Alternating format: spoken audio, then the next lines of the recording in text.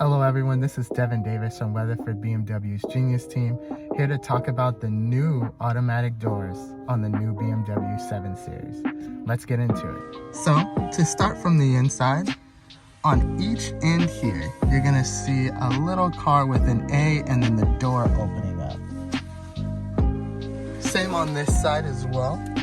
They both have this little symbol.